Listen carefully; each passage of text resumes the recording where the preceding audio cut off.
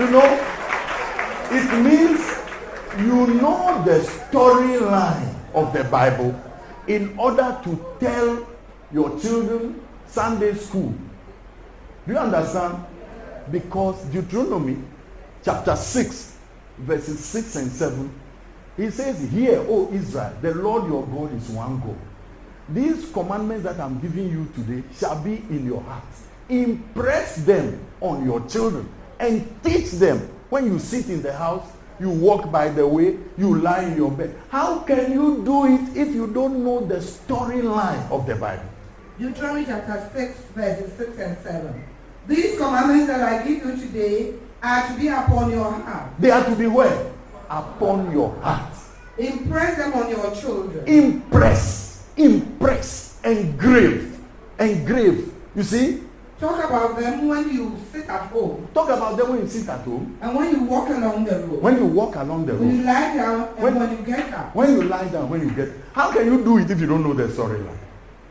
Tie them as symbols on your hands and bind them on your forehead. You see? And Revelation chapter 1 verse 3 says that blessed are the people who read the prophecy of this. Revelations 1:3. Blessed is the one who reads the word of this prophecy. Anytime you read the Bible, you are blessed. And blessed are those who hear it You see? and take to heart what is written in it. Anytime you read the Bible, you are blessed. Just reading, you are blessed. You see? You want blessing? Read the Bible. Read it. In fact, God says that every 7 years, they should gather, it should be a sabbatical. They should gather the whole Israel for him. And the Bible should be read from cover to cover. That every Israelite should hear it. That the fear of God will fall upon the people. So the scripture must be read. Now, I recognize your difficulty. You are saying, "Oh, how can I do it?" If you don't know how to read, then you have to ask yourself, how do I, when someone writes me a letter, how do I get around it? Our old ladies in the village who cannot read, when people write them a letter or you send email, what do they do? What do they do? They get somebody to read it for them.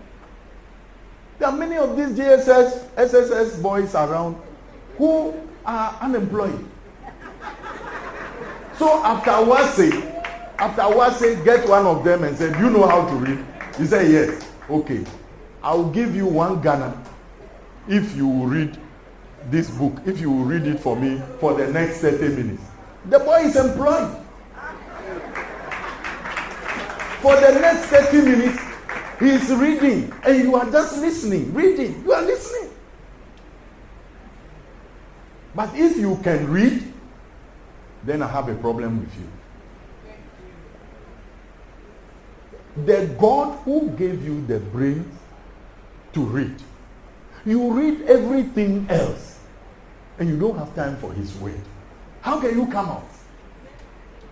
Luke chapter 12 verse 47-48 says that the servant who doesn't know his master's will and therefore does not obey it will be given a lighter beating than the person who knows his master's will and does not do it. Because to him whom much is given, much more will be required. Luke 12:47. 47 and 48, yes. That servant who knows his master's will and does not get ready or does not do what his master wants will be beaten with many blows. Many blows. 48. But the one who does not know and does things deserving punishment will be beaten with few blows. From everyone who has been given much, much will be demanded. And from the one who has been entrusted with much, much more will be asked. This is a spiritual law. So if a JSS person doesn't read the Bible, the way God will deal with you is different from when an SS student does not read the Bible. And the way God will deal with the SS person is different from when you are a graduate and you don't read the Bible. You see? Because to him whom much is given, much more will be required. So we must understand. Even if I were God, I would be more angry. Because I gave you the brain. I looked after you and gave you grace. And you are passing your exams. And you think that you don't have time to read my word. It's not an insult to me. You see? So, please, work on your Bible reading. Take time to read it. What we do is, in the house, we read one chapter in the morning, one chapter in the evening. And with that, in about 1.5 years, we are able to go through the whole Bible. But I encourage each person in my house to finish reading the Bible through at least once a year. And that means doing 4 chapters a day. That's it. In 4 chapters a day, by October, you are finished.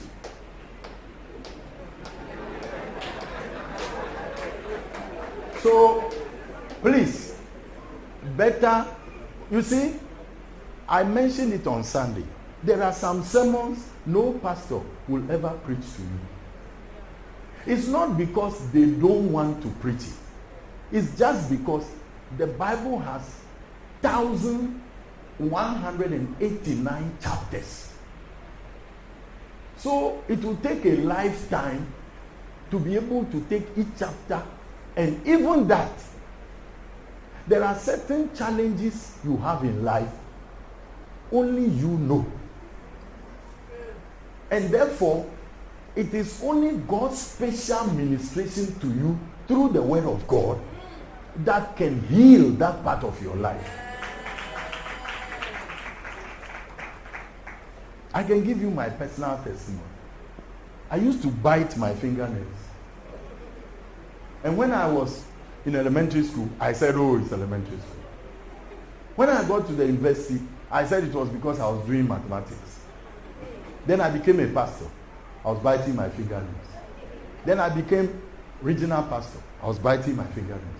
Then I became the head of our church. I was biting my fingernails. So I said, oh God, do you want me to continue biting like this? So I went on a 7-day fast. And when I finished the fast, I stopped. I went to church. I gave testimony. After about a month, it came back. Now, I wasn't only biting my fingernails. I was eating the flesh. And one day I had a dream. And I saw that I was actually eating my own flesh until blood was coming out. And I said, oh God, what is this? It's no longer normal.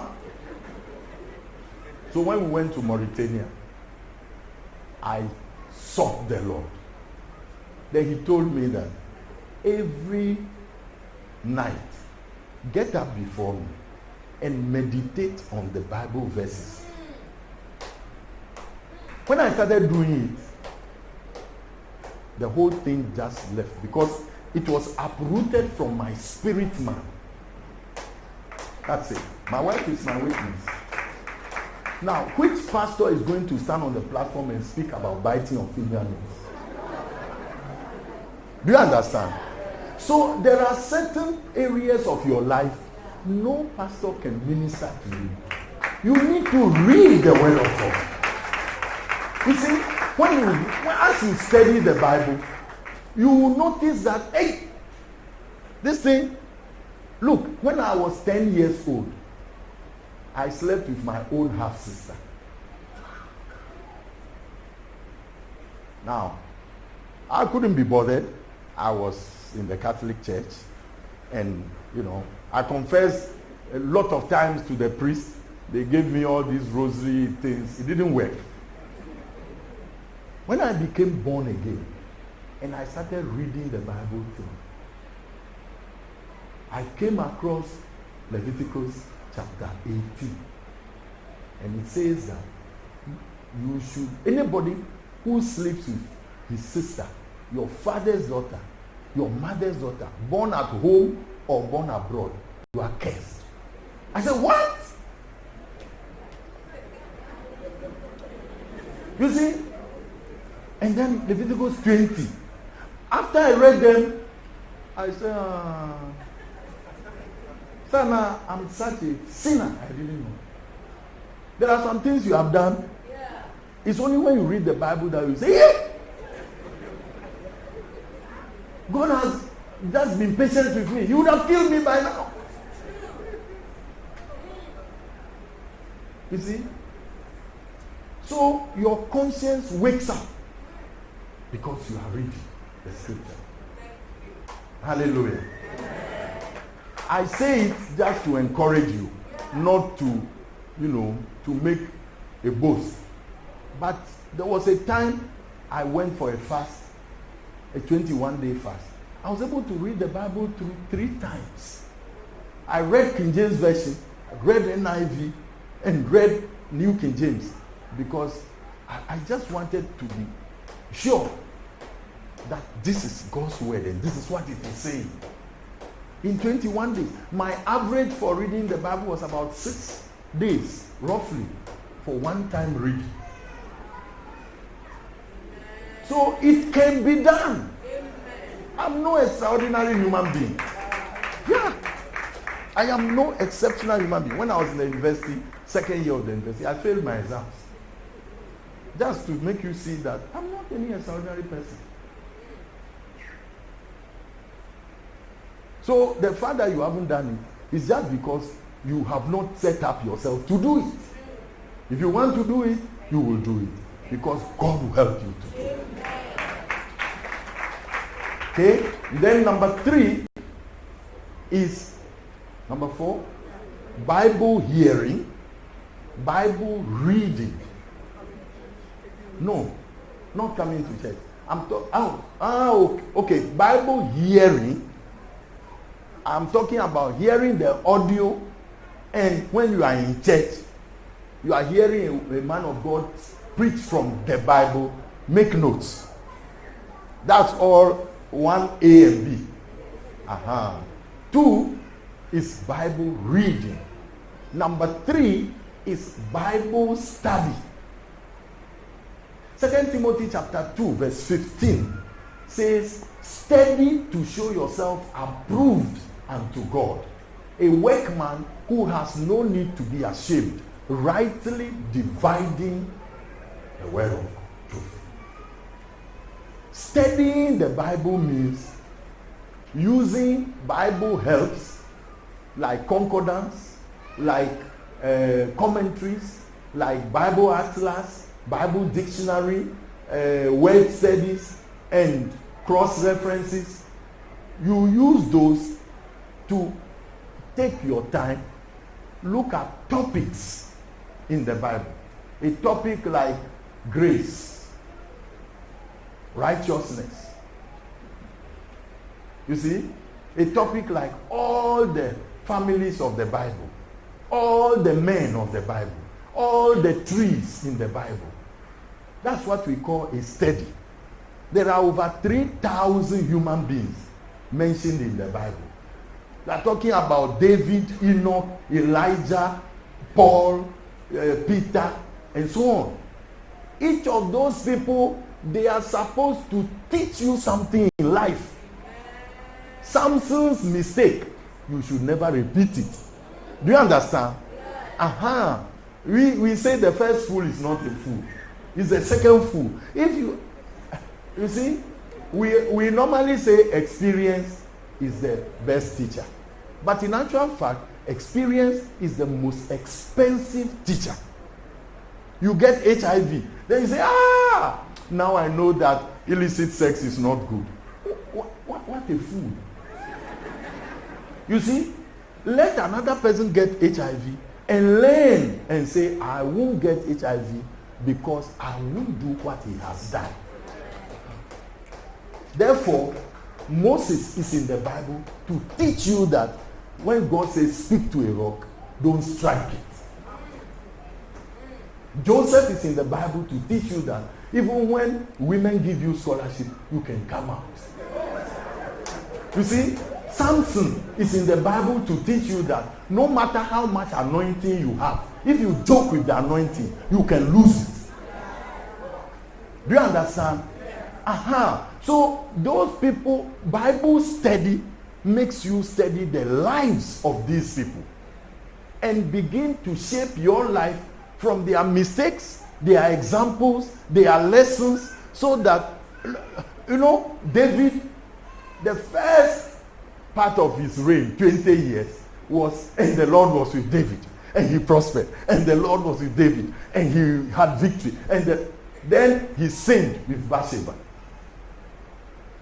Then from that place, God came and told him that, okay, you have done this. Then he said, oh, I'm sorry. Oh, Father, forgive me. I'm sorry. God said, I've forgiven you. You won't die. But the child will die.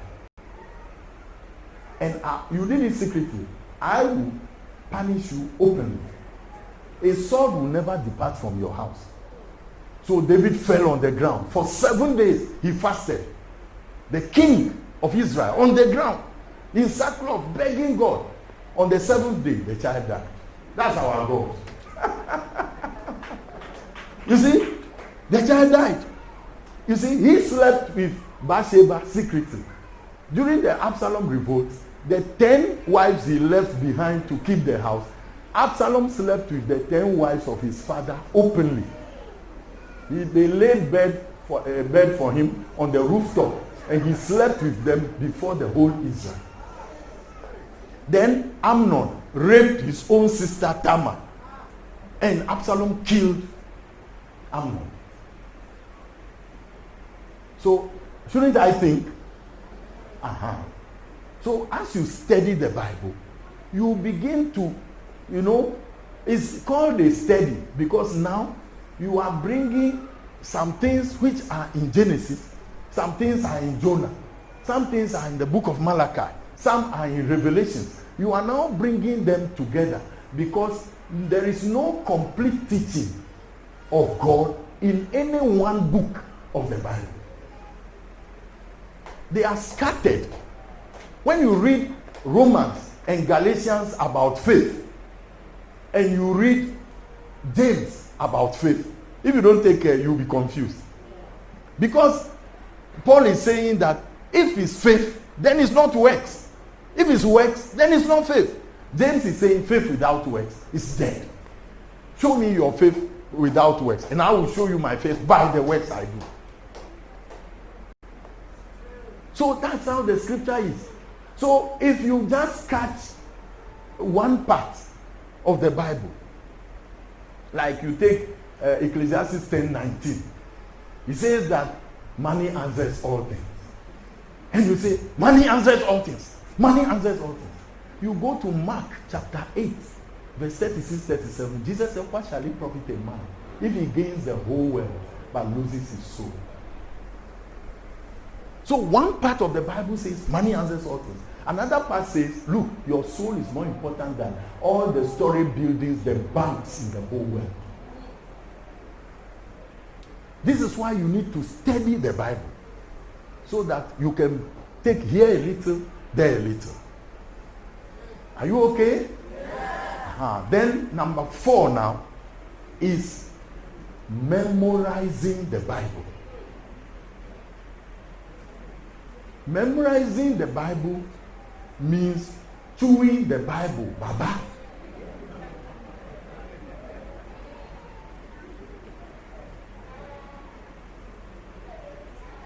I have already quoted Psalm 119, verse 11, that thy word have I hid in my heart, that I might not sin against you. Now, let's go back 2,000 years in time.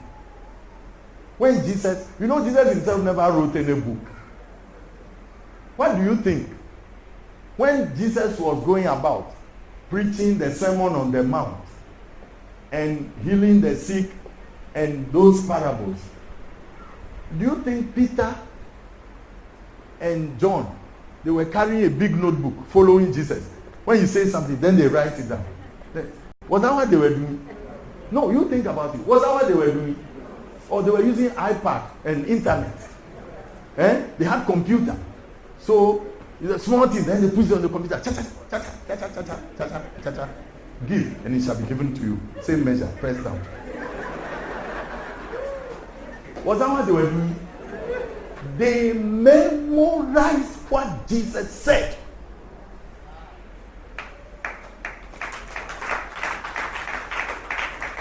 Till today, the Jews all over the world are tops in memorizing. You see, when you are following a rabbi like they were doing, each day you rehearse all the things he has said and the points he has made, and you, the students, you share it among yourselves and put it inside your person. And the next day he adds more, and the next day. So it's something like the Sermon on the Mount, Matthew 5, 6, and 7. It's not a sermon anybody can preach. If it's easy, preach it. You can't conjure a sermon like that. You see? You can't conjure a sermon like that. They memorized it, Baba.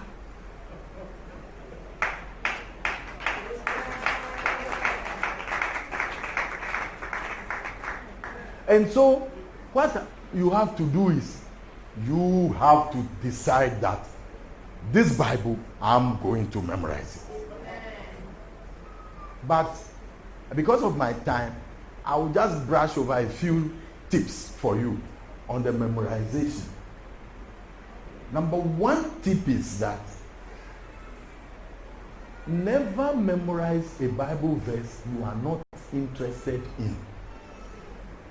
Because interest is tied to memory. You remember things you are interested in. Are you okay? Uh-huh. If, like right now, this church, you meet a lady, sister, please, what's your name? She says her name is Rejoice. Now, if you are not interested in her, you go around, you dance, you give offering, and then you meet her. Hey, sister, it looks like I've met you before. Please, what's your name? Rejoice, okay. Then you go around, then next Sunday you come, then say, sister, I'm sure we have met you before. But if you are interested in the girl, she mentions her name once. Finish. One touch.